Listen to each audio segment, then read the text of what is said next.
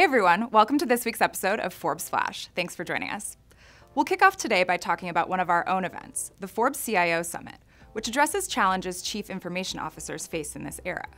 We held our 8th annual CIO Summit in Half Moon Bay, California this week, where we were joined by many of the world's most influential CIOs and a wide range of panelists to talk about advancements in digital transformation, machine learning, artificial intelligence, data analytics, and more.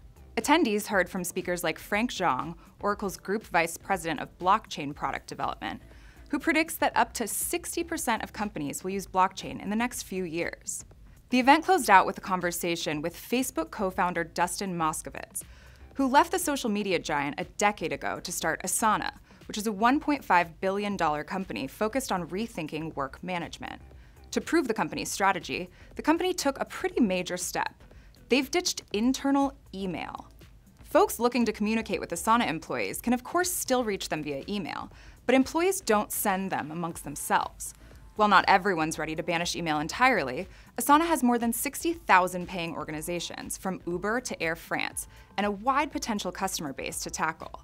The 1 billion knowledge workers around the world, according to Moskovitz. To catch up on everything that happened at the CIO Summit, check out #ForbesCIO on Twitter. Now from technology to taxes. New York's temporary Millionaire Tax has turned out to stick around longer than its original 3-year lifespan. The tax first took effect in response to the financial crisis in 2009. But the new state budget Governor Andrew Cuomo signed into law has extended it through 2024.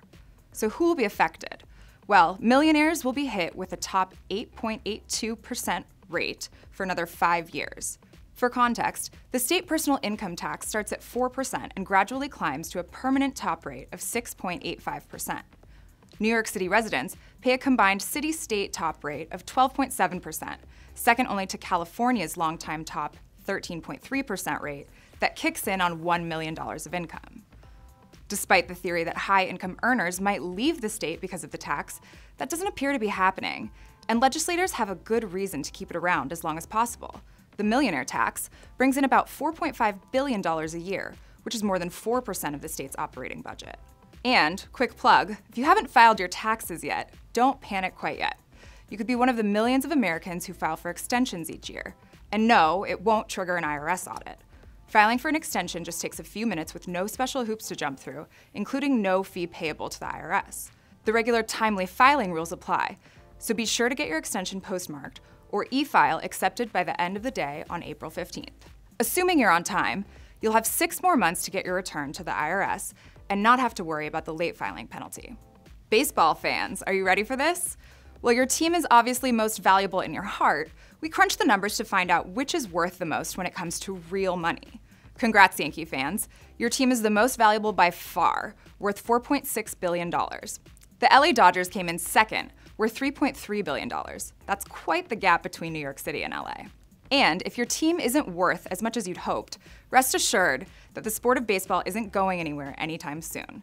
In fact, it's more lucrative than it's ever been, thanks to continued escalation in the value of the sports media rights and higher profits. And to end it on a fun one, the internet collectively lost its mind this week when, thanks to the Event Horizon Telescope, we saw our first picture of a supermassive black hole. At a distance of 55 million light years, the infrared mass for the black hole is 6.5 billion times as great as our sun.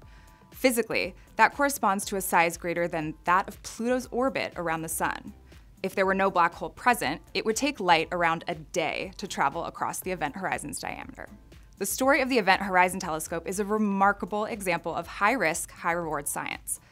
During the 2009 review, their ambitious proposal declared that there would be an image of a black hole by the end of the 2010s. A decade later, we actually have it, which is an incredible achievement.